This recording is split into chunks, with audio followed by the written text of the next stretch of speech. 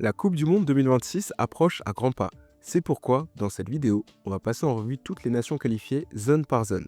On commencera par l'Europe, puis on partira en Afrique avant de traverser l'Amérique du Sud et de terminer avec les histoires les plus folles venues d'Asie, d'Océanie et surtout d'Amérique du Nord, où certaines sélections ont connu des parcours totalement dingues avec pas mal de premières fois. Et si tu veux aller directement à une zone en particulier, tu retrouveras le chapitrage sur la barre de lecture. Allez, on démarre tout de suite. L'Angleterre, classée 4e au classement FIFA, a encore réalisé des qualifications solides avec 8 victoires en 8 matchs et aucun but encaissé. Une performance impressionnante sur le papier, même si le jeu reste encore en rodage sous la houlette de Thomas Tuchel, nommé sélectionneur début 2025. La sélection anglaise se renouvelle, mais garde ses piliers. Harry Kane, Bukayo Saka, Declan Rice, toujours là pour encadrer une jeune génération talentueuse. Et pourtant, malgré la qualité de l'effectif, l'Angleterre reste un mystère. Elle brille souvent à l'Euro avec 2 finales consécutives, mais bute toujours en Coupe du Monde. Quart de finale en 2022, élimination face à la France, demi en 2018, et avant ça, des échecs précoces en 2014 et en 2010. Une équipe toujours proche du but sans jamais le transformer. Comme si, depuis 1966, l'Angleterre portait une malédiction qu'aucune génération n'a encore réussi à briser. L'équipe de France, classée 3e au classement FIFA, arrive une nouvelle fois parmi les grands favoris de cette Coupe du Monde 2026. Et petite anecdote, la dernière fois que la France ne s'était pas qualifiée pour une Coupe du Monde, c'était justement aux États-Unis en 1994. Sous Didier Deschamps, les Bleus restent une équipe difficile à cerner. Le jeu n'est pas toujours flamboyant, mais les résultats, eux, sont là. Finaliste en 2022, champion du monde en 2018, demi-finaliste de l'Euro 2024, la France reste une machine à performer dans les grands rendez-vous. L'effectif, lui, est tout simplement monstrueux. Kylian Mbappé, Mike Maignan, Upamecano, Olise, Tchouaméni, Saliba, sur le papier, c'est probablement le meilleur effectif du monde. Mais il reste une question, le jeu. Car malgré la richesse individuelle, l'identité collective manque encore de clarté.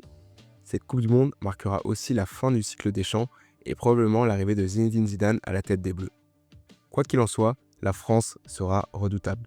Même sans briller, elle fait toujours partie de ces équipes capables d'aller jusqu'au bout.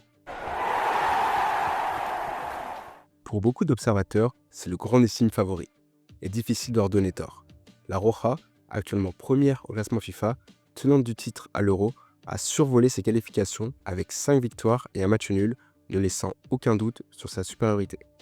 Sous la houlette de Luis de la Fuente, l'équipe a retrouvé un jeu collectif impressionnant. Les joueurs semblent interchangeables, tous intégrés dans un 4-3-3 fluide et maîtrisé, symbole du football espagnol. Les projecteurs seront bien sûr braqués sur Lamine Yamal, attendu comme l'un des visages de la Coupe du Monde. Autour de lui, Pedri, Ferran Torres, Dani Olmo, Oyarzabal ou encore Mikel Merino, meilleur buteur des qualifications pour l'Espagne avec 6 buts, forment un collectif redoutable. Après plusieurs années de déception depuis 2010, avec 2 éliminations en 8e de finale de Coupe du Monde et une en phase de groupe, l'Espagne arrive au sommet de sa forme avec un jeu abouti et une génération talentueuse.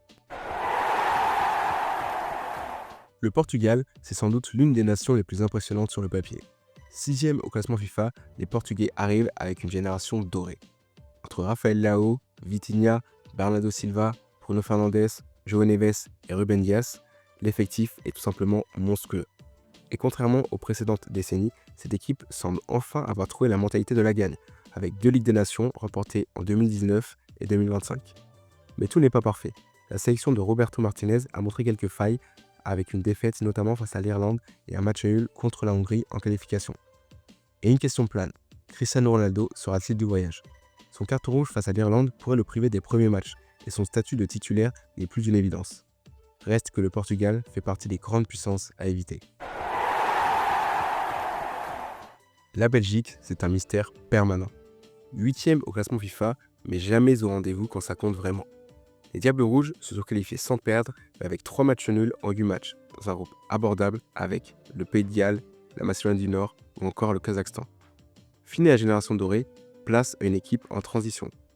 Sous les ordres de Rudy Garcia, la Belgique cherche encore son identité, entre vétérans expérimentés comme De Bruyne, Witsel et Lukaku, et une nouvelle vague prometteuse avec Jérémy Doku, Diego Moreira ou Charles de Kettler. Mais les résultats récents restent décevants. Élimination dès les poules en 2022, 8e à l'Euro 2024 et quart à l'Euro 2020. Même en Ligue des Nations, ils ont flirté avec la relégation en Ligue B. En clair, la Belgique, c'est une équipe capable de battre n'importe qui, mais aussi de s'écrouler au pire moment. L'Allemagne, classée 9e au classement FIFA, s'est qualifiée dans la douleur. Battue d'entrée par l'Irlande du Nord, elle a dû attendre la dernière journée pour assurer sa place en écrasant la Slovaquie. Depuis plusieurs années, la Mannschaft cherche un nouveau souffle. Génération montante, menée par Florian Wirtz, Nick Woltemade ou Alexander Pavlovic, tente de redonner vie à un géant du football mondial. Mais les cadres sont toujours là. Joshua Kimmich, Antonio Rudiger, Serge Gnabry, des joueurs d'expérience pour encadrer cette jeunesse. L'objectif sera clair, faire oublier les fiascos récents. Éliminée dès la phase de groupe en 2018 et en 2022, l'Allemagne veut retrouver son rang. Avec un effectif équilibré et toujours cette rigueur typiquement allemande, elle reste un adversaire à ne jamais sous-estimer. Finalistes en 1974, 1978 et 2010, ils sont l'équipe la plus souvent finaliste sans jamais avoir remporté la Coupe du Monde. Les Pays-Bas, classés 7e au classement FIFA, sont qualifiés sans trembler avec 6 victoires et 2 nuls dans leur groupe. Encore une fois, les Néerlandais présentent un effectif impressionnant sur le papier. Virgil van Dijk, Nathan Ake, Matthijs de Ligt, Frenkie de Jong, Cody Gakpo, Memphis Depay ou encore le jeune Emmanuel Emega, futur attaquant de Chelsea qui a brillé avec Strasbourg en Ligue 1. Mais c'est toute l'histoire des Pays-Bas. Un talent immense, des générations dorées et une malédiction éternelle. Pourtant, leur football reste spectaculaire, tactiquement maîtrisé et souvent redoutable dans le grand rendez-vous. Avec cette nouvelle génération, les Oranges espèrent enfin briser la malédiction et transformer leur talent en titre mondial. La Norvège est de retour sur la plus grande scène mondiale après plus de 25 ans d'absence en Coupe du Monde. Classée 29e au classement FIFA, la sélection nordique a connu une progression fulgurante ces dernières années. Promue en Ligue A de la Ligue des Nations, elle a surtout dominé son groupe de qualification avec autorité.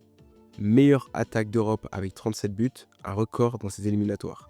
Devant, Erling Haaland a simplement été monstrueux avec 16 réalisations, soit le double du deuxième meilleur buteur.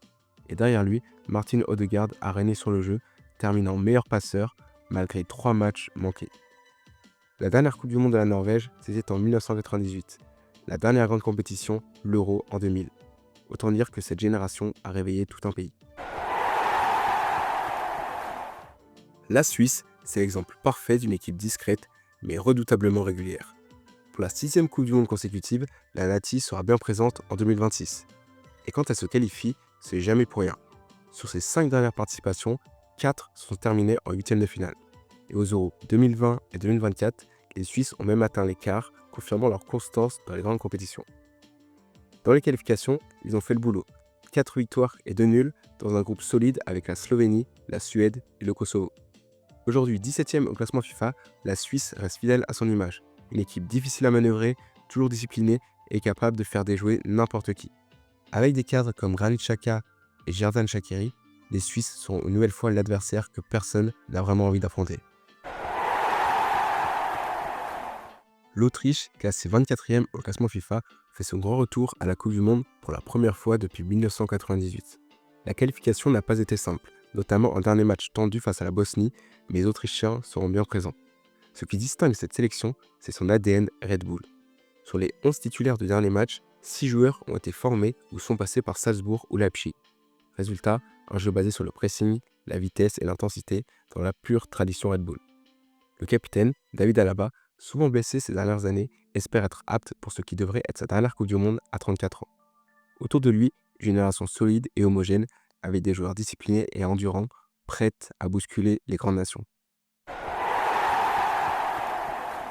La Croatie, classée 10e au classement FIFA, s'est qualifiée sans trembler avec 7 victoires et un match nul dans un groupe où figuraient la République tchèque, les îles Féroé ou encore le Monténégro.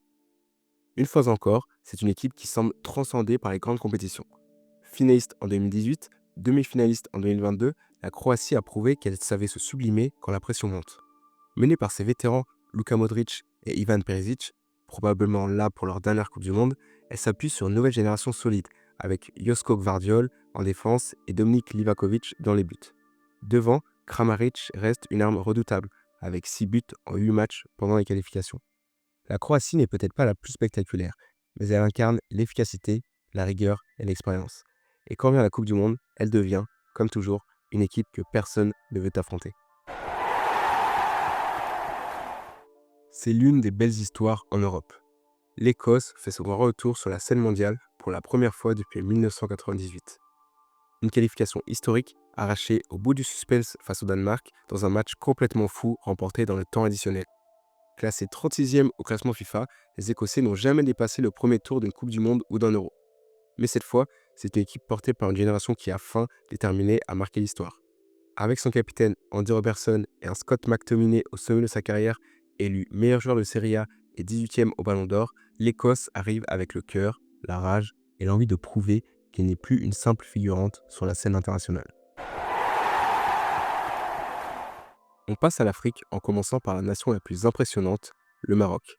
Classé 11e au classement FIFA, le Maroc arrive à cette Coupe du Monde avec le plein de confiance et une génération dorée. Les Lions de l'Atlas ont écrasé leur groupe de qualification africaine, 8 victoires en 8 matchs dans une zone pourtant réputée pour sa difficulté.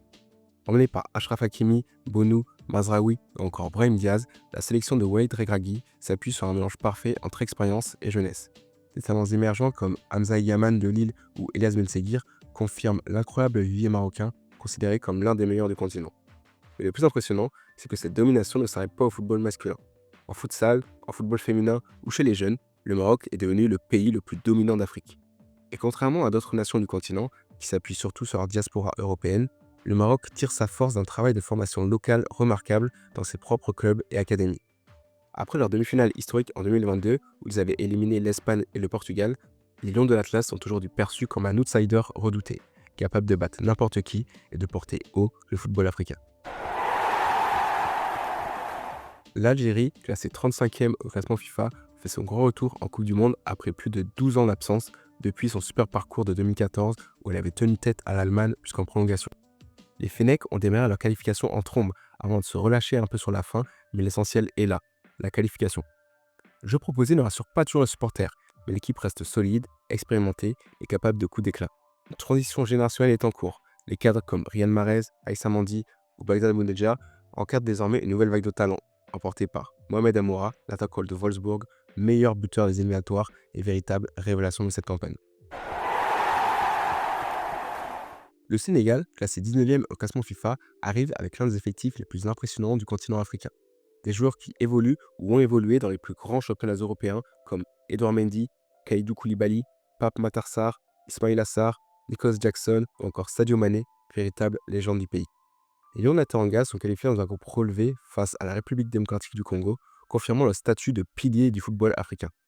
C'est seulement leur 4e participation à une Coupe du Monde, mais le monde entier se souvient encore de leur exploit en 2002 lorsqu'ils avaient battu la France avant d'atteindre les quarts de finale. Finaliste de la CAN 2019 et vainqueur en 2021, le Sénégal s'impose désormais comme une nation de référence capable de mêler jeunesse, puissance et talent pur. La Côte d'Ivoire, classée 42e au classement FIFA, fait son grand retour à la Coupe du Monde après 12 ans d'absence. Une qualification solide avec 25 buts marqués et aucun encaissé, la meilleure attaque et la meilleure défense du continent. Pourtant, le sentiment reste mitigé. Sur le papier, l'effectif est impressionnant. Kessié, Seko Fofana, Kosonou, Haller, Amad Diallo, mais le jeu proposé ne reflète pas toujours ce talent individuel. Un peu à l'image de la France en Europe, la Côte d'Ivoire peine parfois à transformer sa richesse individuelle en collectif flamboyant. Malgré cela, les éléphants restent redoutables et ambitieux. Championne d'Afrique en 2024, la sélection ivoirienne vise enfin à franchir pour la première fois le cap des phases de groupe et prouver que cette génération peut marquer l'histoire. La Tunisie, classée 40e au classement FIFA, a signé une campagne de qualification exemplaire. 9 victoires, 1 match nul, 22 buts marqués, aucun encaissé, la meilleure défense d'Afrique à égalité avec la Côte d'Ivoire. C'est la 3e Coupe du Monde consécutive pour les Aigles de Carthage après 2018 et 2022. Jusqu'ici, leur plafond reste la phase de groupe, qu'ils n'ont jamais réussi à dépasser. Mais cette fois, l'objectif est clair, atteindre enfin les 8e de finale. L'effectif n'a pas de superstar, il repose sur une belle cohésion collective autour de joueurs d'expérience comme Youssef Nsakni, légende du football tunisien, ou encore Animal Mejbri, jeune milieu prometteur formé à Manchester United. Solide, discipliné et difficile à manœuvrer, la Tunisie ne fait pas de bruit, mais reste une équipe piégeuse, capable de surprendre bien des adversaires, comme ce fut le cas pour la France en 2022, où les Bleus avaient perdu 1-0. L'Égypte, classée 34e au classement FIFA, retrouve la Coupe du Monde pour la 4e fois de son histoire après 1934, 1990 et 2018. Portés par Mohamed Salah, les Pharaons ont réalisé un parcours solide en qualification. 8 victoires et 2 nuls dans un groupe relevé avec le Burkina Faso. Absente en 2022 et éliminée dès les phases de groupe en 2018, l'Égypte veut corriger le tir et montrer qu'elle mérite sa place parmi les meilleures sélections africaines. Salah sera évidemment le leader incontesté de cette équipe, mais il pourra compter sur Omar Marmouche, attaquant de Manchester City, pour dynamiter les défenses. Avec un effectif solide, expérimenté et porté par une immense ferveur populaire, l'Égypte ne fait peut-être pas partie des grands favoris, mais sera une équipe redoutable à jouer. L'Afrique du Sud, classée 61e au classement FIFA, signe un retour historique à la Coupe du Monde, sa première qualification depuis celle organisée à domicile en 2010. Les Bafana Bafana ont arraché leur billet au terme d'un groupe ultra serré avec le Nigeria et le Bénin, et malgré une pénalité de 3 points pour avoir aligné un joueur suspendu face aux Lesotho. Leur qualification s'est donc jouée dans la douleur, mais elle témoigne d'une équipe en pleine progression, portée par un championnat local solide, reconnu comme l'un des meilleurs du continent. Troisième de la CAN 2023, les Sud-Africains arrivent avec une vraie dynamique et beaucoup d'envie pour montrer qu'ils ne sont pas là par hasard. Le Ghana, classé 72e au classement FIFA, fait son retour sur la scène mondiale après une campagne de qualification mouvementée dans un groupe relevé avec le Mali et Madagascar. Malgré un parcours irrégulier ces dernières années, les Black Stars restent une équipe à ne jamais sous-estimer. Le pays et le monde gardent encore en mémoire leur fabuleuse Coupe du Monde 2010, marquée par une élimination cruelle face à l'Uruguay en quart de finale. Depuis, les résultats sont plus mitigés. Élimination en phase de groupe en 2014 et 2022, non-qualification en 2018 et des performances décevantes à la CAN où ils ont été sortis dès les phases de poule en 2021 et 2023. Mais attention, le Ghana possède toujours des individualités capables de faire basculer un match. Une équipe imprévisible, peut-être la plus faible des qualifiés en Afrique, mais toujours portée par une fierté et une énergie qui peuvent surprendre n'importe qui, surtout dans un grand tournoi. C'est la belle histoire de ces qualifications africaines. Le Cap-Vert, classé 68e au classement FIFA, un pays de 600 000 habitants seulement, 1,3 million avec la diaspora, qui décroche la toute première qualification de son histoire à la Coupe du Monde. Ils ont arraché leur billet dans un groupe relevé avec notamment le Cameroun au terme d'une campagne pleine de maîtrise et d'audace. Leur jeu est séduisant, porté sur la possession et le mouvement, une équipe qui aime jouer au ballon et qui le fait bien. Déjà quart de finaliste de la CAN 2023, le Cap-Vert confirme sa progression fulgurante et devient une véritable bouffée d'air frais dans le football africain. Pour un pays aussi petit, sa qualification est déjà historique et le peuple capverdien l'a fêté comme un titre. Une équipe attachante, joueuse et sans complexe, prête à écrire le plus beau chapitre de son histoire. L'Argentine, classée 2e au classement FIFA, arrive aux États-Unis en tenante du titre et avec une seule mission, défendre sa couronne mondiale. Ce sera très probablement la dernière Coupe du Monde de Lionel Messi, une page d'histoire qui pourrait se refermer après 2 décennies. Les Argentins se sont qualifiés sans trembler, terminant largement en tête de la zone Amérique du Sud avec 12 victoires et 9 points d'avance sur l'Équateur. Sous la direction de Lionel Scaloni, toujours à la tête de l'équipe, la Luis Céleste reste sur une série tout simplement parfaite. Copa América 2021, Coupe du Monde 2022, Copa América 2024, 3 tournois, 3 titres. L'effectif est toujours aussi redoutable. Emiliano Martinez, Cristiano Romero, Rodrigo De Paul, Alexis McAllister, Julián Álvarez, Lautaro Martinez et bien sûr Lionel Messi, encore capitaine et guide spirituel. Cette fois, l'Argentine ne se présentera plus comme un outsider, mais comme l'équipe à battre avec un effectif mûr, équilibré et habitué à gagner. Et en cas de nouveau triomphe, elle rejoindrait l'Italie et l'Allemagne au palmarès avec 4 Coupes du Monde. Le Brésil, classé 5e au classement FIFA, aborde cette Coupe du Monde avec un statut particulier, toujours respecté, mais plus aussi dominant qu'avant. Malgré son palmarès record de 5 titres, la Seleção reste sur une série de tournois décevants. Quart de finale en 2006, 2010, 2018 et 2022, et cette fameuse demi-finale cauchemardesque de 2014 face à l'Allemagne. Même à la Copa América 2024, le Brésil a déçu, éliminé en quart par l'Uruguay au tir au but, alors que la Céleste jouait à 10. Sous la houlette de Carlo Ancelotti, arrivé pour donner une identité claire au jeu brésilien, la Seleção cherche encore son équilibre entre jeunes talents et cadres expérimentés. L'effectif reste de très haut niveau avec Marquinhos, Gabriel, Bruno Guimaraes, Rodrigo, João Pedro et surtout Vinícius Junior, aujourd'hui leader technique et symbole d'une nouvelle génération. Mais derrière lui, le Brésil semble manquer de crack à chaque ligne, ce qui contraste avec les époques dorées des Ronaldo, Ronaldinho, Kaká ou encore Cafu. Qualifié in extremis à la 5e place de la zone AM Sud, le Brésil reste imprévisible. Souvent critiqué, parfois inconstant, mais toujours dangereux. L'Uruguay, classé 16e au classement FIFA, s'est qualifié en 4e position dans la zone AM Sud après une campagne solide mais sans éclat. C'est une équipe qu'on connaît bien, dure à jouer, intense, imprévisible, mais qui reste sur des résultats plutôt irréguliers ces dernières années. En Coupe du Monde, la Céleste alterne le bon et le moyen. Éliminée en phase de groupe en 2022, quart de finale en 2018, 8e en 2014, demi-finale en 2010. Même constat sur le continent. Beaucoup de quarts de finale, une demi en Copa América 2024, mais plus de titres depuis 2011. Sous la houlette de Marcelo Bielsa, l'Uruguay a entamé une reconstruction ambitieuse misant sur l'énergie de la jeunesse. Les légendes Luis Suarez et Edinson Cavani ne sont plus là, mais la relève est assurée par une génération talentueuse. Federico Valverde, Darwin Núñez, Manuel Ugarte ou encore Ronald Araujo. Toujours porté par son identité de garage charroua, ce mélange de fierté et de combativité, l'Uruguay reste une équipe que personne n'a envie d'affronter, capable de tout, surtout quand on l'attend le moins. L'Équateur, classé 23e au classement FIFA, s'avance vers cette Coupe du Monde avec une défense de fer et une génération en pleine ascension.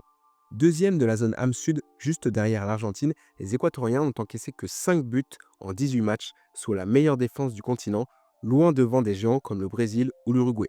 Si leur attaque reste plus discrète, avec seulement 14 buts inscrits, leur solidité défensive en fait une équipe redoutable à affronter. L'Équateur n'a encore jamais dépassé les huitièmes de finale d'une Coupe du Monde, mais cette édition pourrait marquer un tournant générationnel. Cette nouvelle équipe s'appuie sur un noyau jeune et talentueux. William Pacho, Piero Hincapié et Moises Caicedo, tous âgés d'à peine 24 ans. Encore en apprentissage, mais déjà très prometteur, ces joueurs incarnent le futur du football équatorien et cette Coupe du Monde pourrait bien être le début de leur histoire. En 2026, la Colombie retrouvera la Coupe du Monde après avoir manqué l'édition 2022. Elle s'est qualifiée sans trop de difficultés, terminant 3e de la zone Amérique du Sud, portée par son expérience, un effectif encore très compétitif malgré les années. Finaliste de la Copa América 2024 et demi-finaliste en 2021, la sélection colombienne reste une équipe de tournoi capable de se sublimer dans les grands rendez-vous.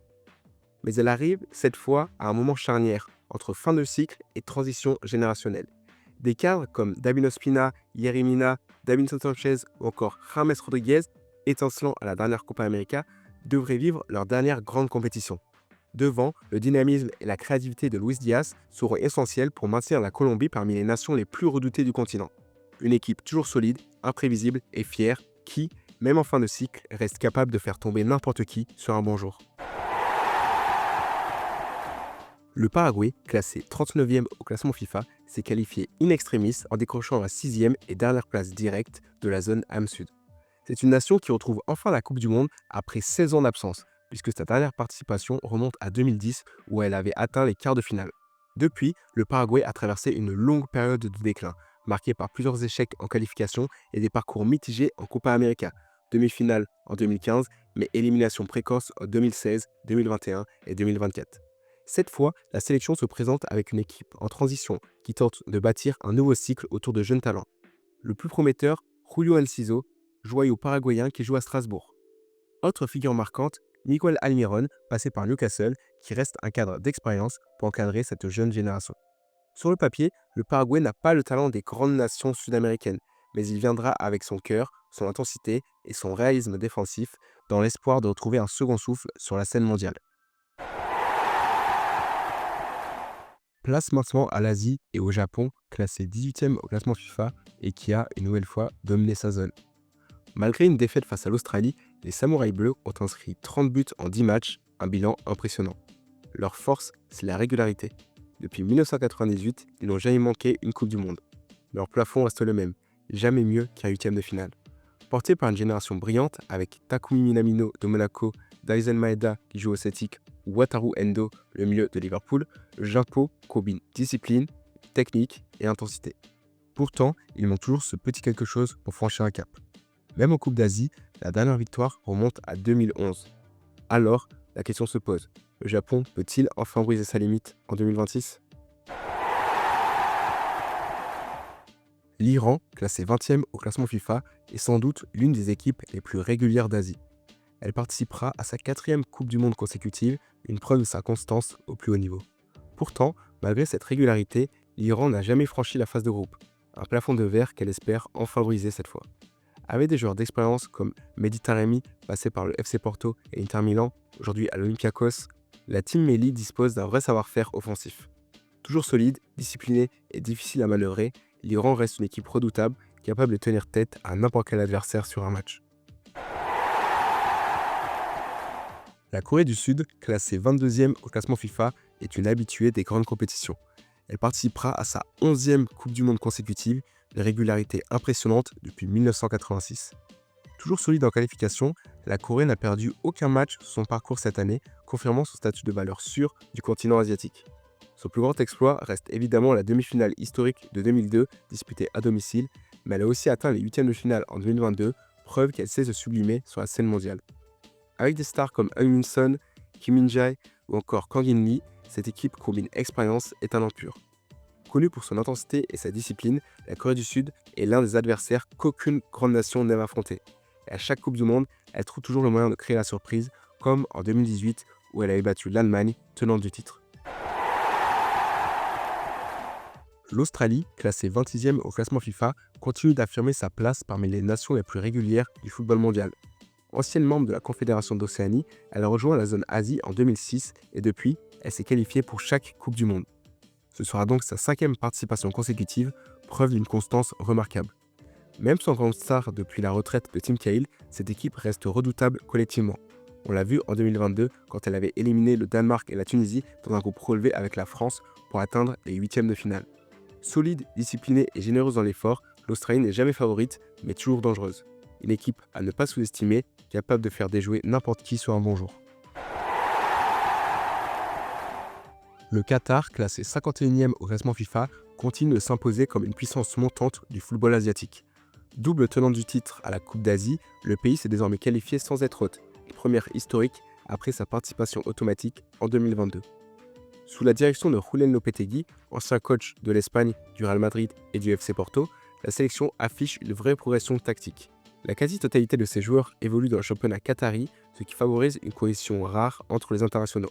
Le Qatar a aussi gagné en expérience en participant à la Gold Cup nord-américaine en 2021 et en 2023, atteignant une demi-finale puis un quart de finale. Avec une génération plus mûre et un jeu collectif bien huilé, le Qatar espère franchir un cap et sortir pour la première fois de la phase de groupe. Les qualifications asiatiques ont été un véritable parcours du combattant pour l'Arabie Saoudite, classée 60e au classement FIFA. Les Faucons se qualifiaient au 4e tour sur un groupe relevé avec l'Irak et l'Indonésie en passant grâce à la différence de but.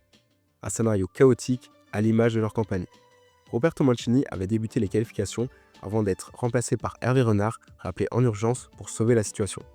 On se souvient de leur exploit retentissant contre l'Argentine en 2022, mais depuis, le football saoudien traverse une crise d'identité. L'arrivée massive de stars étrangères dans le championnat a freiné le développement des joueurs locaux, créant un vrai creux générationnel. Ce sera pourtant leur 3e Coupe du Monde consécutive et la 7e de leur histoire. Mais depuis leur 8e de finale en 1994, ils n'ont jamais réussi à briller à nouveau. Leur objectif sera simple, retrouver de la fierté et prouver qu'ils peuvent encore rivaliser, même dans un contexte où le niveau semble leur échapper. L'Ouzbékistan, classé 50e au classement FIFA, est sans doute l'une des plus belles histoires de cette Coupe du Monde 2026. Pour la première fois de son histoire, le pays s'est qualifié pour le tournoi, un exploit salué dans tout le continent asiatique. Depuis plusieurs années, le football ouzbek progresse à vitesse grand V. Leur réussite ne doit rien au hasard. L'Ouzbékistan brille déjà chez les jeunes, avec des performances solides en Coupe du Monde U17 et U20 et une participation aux Jeux Olympiques de Paris en 2024. Cette génération dorée est incarnée par Abdoulakir Kouzanov, défenseur de Manchester City et ancien joueur du RC Lens, symbole d'une nation qui forme désormais des talents exportables. Pour beaucoup, l'Ouzbékistan représente le nouveau visage du football asiatique, ambitieux, travailleur et en pleine ascension. Une équipe méconnue, mais qui pourrait bien surprendre. La Jordanie, c'est la 2e belle histoire de cette zone Asie.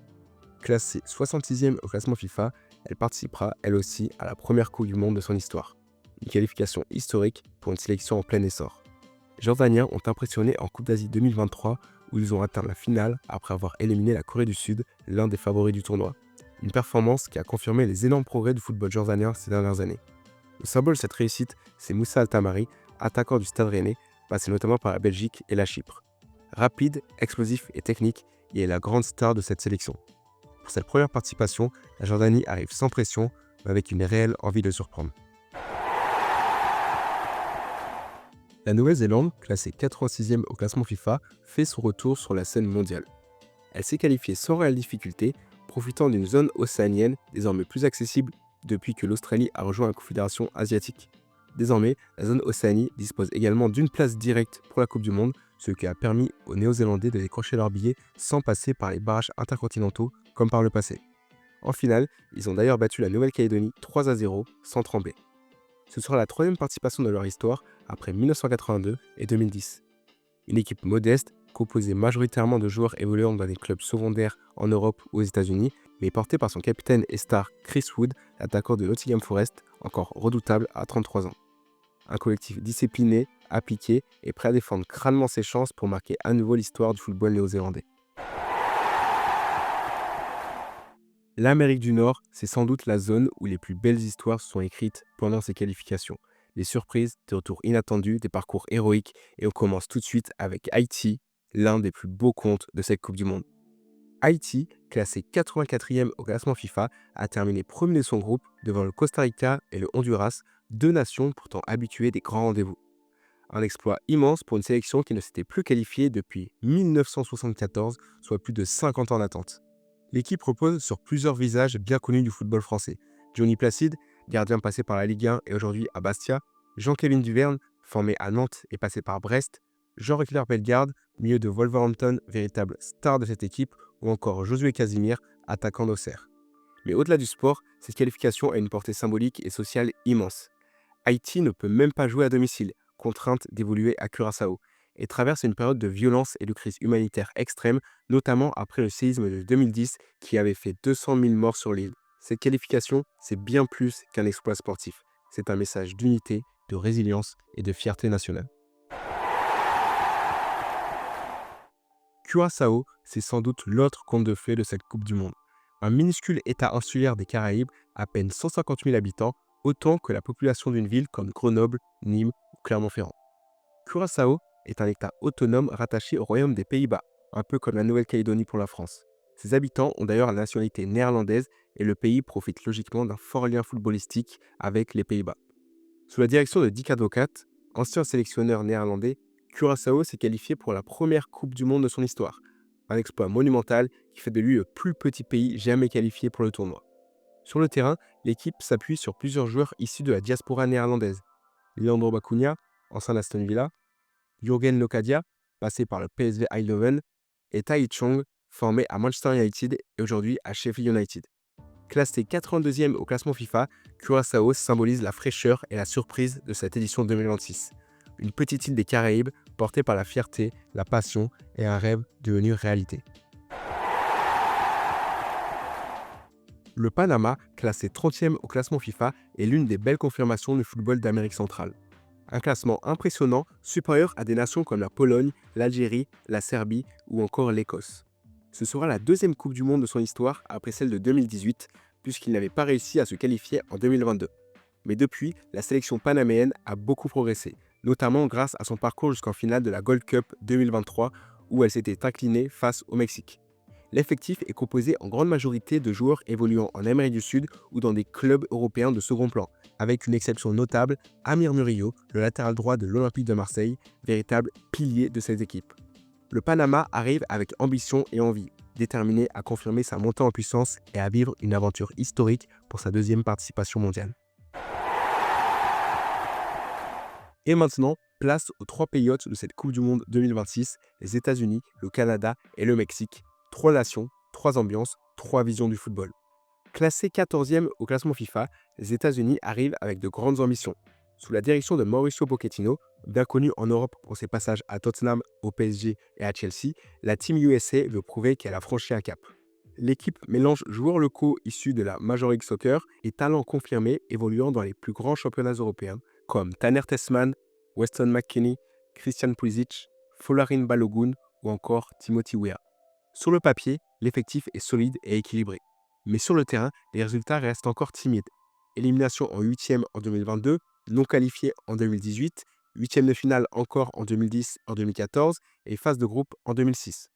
Leur meilleur parcours reste un quart de finale en 2002 et un très lointain dernier carré en 1930. Et même lors de leur Coupe du Monde à domicile en 1994, ils n'avaient pas dépassé les huitièmes. Alors cette fois, à la maison, les États-Unis veulent enfin briser ce plafond de verre et s'imposer comme une vraie puissance du football mondial. Le Canada s'apprête à disputer sa troisième Coupe du Monde de son histoire, la première à domicile, et cherchera surtout à décrocher sa toute première victoire en Coupe du Monde. Classé 27e au classement FIFA, le pays sera dirigé par Jesse Marsch, ancien entraîneur de Leipzig et Leeds United, adepte d'un football offensif et intense. Le palmarès du Canada en Coupe du Monde est encore modeste, 2 participations seulement en 1986 et en 2022. Les 2 fois, ils avaient été éliminés dès la phase de groupe. Mais cette fois, le contexte change. Le pays sera porté par tout un peuple et par une génération talentueuse. Jonathan David, ex-Lillois et désormais à la Juventus, Tajon Buchanan, ailier explosif de Villarreal, ou encore Derek Cornelius, défenseur des Rangers, et Ismaël Koné, milieu de Sassuolo, tous deux passés par l'Olympique de Marseille. Le Canada arrive sans grande expérience, mais avec une envie décuplée de montrer que le football nord-américain ne se limite plus aux États-Unis et au Mexique. Classé 15e au classement FIFA, le Mexique est un habitué des Coupes du Monde. Le pays a participé à toutes les éditions depuis 1994, mais reste victime d'un incroyable plafond de verre. Entre 1994 et 2018, il a été éliminé 7 fois de suite en huitième de finale. Et en 2022, la malédiction a pris une autre forme, avec une élimination dès la phase de groupe. Sur la scène continentale, en revanche, le Mexique est intouchable. Vainqueur de la Gold Cup en 2019, 2023 et 2025 et finaliste en 2021. Il reste la nation reine de la zone CONCACAF. Même si la plupart de ses joueurs évoluent désormais dans le championnat local, le Mexique peut toujours compter sur Santiago Jiménez, l'attaquant du Milan AC, et sur Irving Lozano, passé par le PSV Eindhoven et Naples, aujourd'hui joueur de San Diego en MLS. Une équipe expérimentée, soutenue par tout un peuple, et qui, à domicile, voudra enfin briser la malédiction des huitièmes. Au moment où je tourne cette vidéo, 6 places restent encore à prendre pour compléter le tableau final. Elles se joueront lors des barrages européens, où de grandes nations comme l'Italie ou la Suède pourraient bien passer à la trappe, et lors des barrages intercontinentaux, où certaines sélections rêvent d'une première participation historique. Parmi elles, la Nouvelle-Calédonie, le Suriname ou encore la République démocratique du Congo, qui pourraient retrouver la Coupe du Monde pour la première fois depuis 1974, à l'époque où elle portait encore le nom de Zaïre. Pour la première fois dans l'histoire, une Coupe du Monde comptera autant d'équipes qualifiées. 48 nations au total. Ce nouveau format change tout. Les 2 premiers de chaque groupe, ainsi que les 8 meilleurs troisièmes, seront qualifiés pour les 16e de finale. Autrement dit, cette Coupe du Monde 2026 promet d'être riche en surprises, pleine de belles histoires et sans aucun doute totalement imprévisible.